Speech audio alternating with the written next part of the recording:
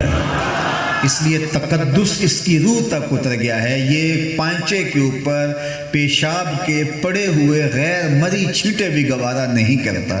یہ تقدس اس کو ملا کہاں سے؟ آمنہ کے لال میلاد والے رسول کی چوکھٹ سے نصیب۔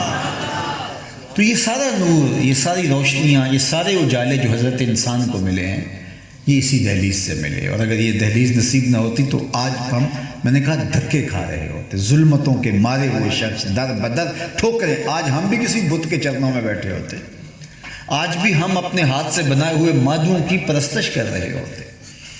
اللہ اکبر۔ ایک شخص حضور کی خدمت میں حاضر ہوا، ایمان لانے کے بعد عرض گزار ہوتا ہے، جاہلیت کے زمانے کی دو باتیں ہیں، ایک یاد آتی ہے تو ہنسی نہیں رکتی، اور ایک یاد آتی ہے تو آنسو نہیں تھمتے۔ پوچھا وہ کون سی باتیں ہیں؟ کہا وہ بات جو یاد آتی ہے تو ہنسی نہیں رکتی، وہ یہ کہ میں ایک لمبی مسافت پہ جانے والا تھا اور سامان سفر باندھا، تو سفری خدا بھی ساتھ ہی سامان میں رکھ لیا، پتھر کا معبود میں نے سامان میں رکھ لیا کہ راستے میں پوجا پاٹ بھی چلتی رہے گی۔ لیکن جب سامان کی گٹھلی اٹھائی تو وہ کافی بوجھل تھی، میں نے سمجھا کہ میں تو اپنے سامان کے بوجھ تلے ہی دب جاؤں گا، تو میں نے وہ اس میں سے جو پتھر کا معبود تھا اس کو نکال کر کے باہر کیا، اور آٹا گوندھ کر کے ایک چھوٹا سا معبود میں نے تیار کر لیا، اس کو دھوپ میں رکھ کے خشک بھی کر لیا۔ کیسا خدا ہے جو گیلا بھی ہوتا ہے، خشک بھی ہوتا ہے؟ تو کہا کہ میں نے خیر اس کو اپنے ساتھ رکھ لیا اور راستے میں پوجا پاٹ بھی چلتی رہی۔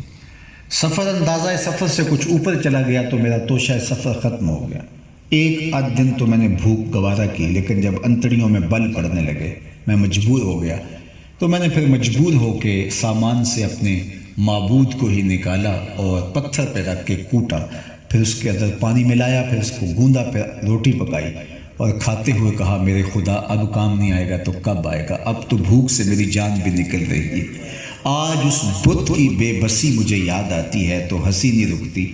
کیسا معبود تھا جو اپنے پجاری سے اپنا تشخص بھی نہ بچا سکا، جو یہ بھی نہ عرض کر سکا آخر میں تیرا معبود رہا ہوں، اب تم مجھے جو ہے وہ آگ پہ پکاؤ گے، پھر توڑ توڑ کے دانتوں تلے چباؤ گے، پھر تاریک میدے میں پھینکو گے، پھر گندگی کے ڈھیر پہ ڈال آؤ گے، آخر میں تمہارا معبود رہا ہوں، کچھ تو ترس کھاؤ میرے پاس۔ اتنا بے بس اور اتنا کمزور میرا معبود تھا، اور آج مجھے وہ واقعہ یاد آتا ہے تو میری ہنسی نہیں تھمتی۔ میرا ایک ملنے والا دوست ہے، تو وہ چائنا میں ایک مدت سے رہ رہا ہے، تو ایک دفعہ میں نے اس سے پوچھا کہ وہاں کے حالات کیا ہیں؟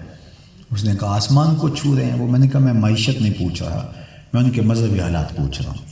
تو اس نے کہا کہ ان کا کثیر طبقہ آج بھی بتوں کو پوجتا ہے، بدھ مت سے وہ تعلق رکھتے ہیں، تو ان کے ہاں یہ ہے کہ وہ ایک کرنسی جلاتے ہیں بتوں کے سامنے، اور ان کا اعتقاد یہ ہے کہ بت خوش ہو جائیں تو پھر اور زیادہ پیسے ملتے ہیں، تو اپنی اپنی استطاعت کے مطابق وہ بت کے آگے کرنسی جلا رہے ہوتے ہیں۔ کہتا ہے میرا ایک دوست ہے تو وہ بہت کنجوس ہے، کبھی پھوٹی کوڑی بھی لگانے کا روادار نہیں ہوتا، تو میں نے ایک دن اچانک اس کے گھر میں جا کے دیکھا کہ وہ کافی زیادہ کرنسی بتوں کے آگے جلا رہا تھا، تو میں بڑا حیرت زدہ ہوا۔ میں نے کہا کہ اتنی زیادہ کرنسی جلا رہے ہو؟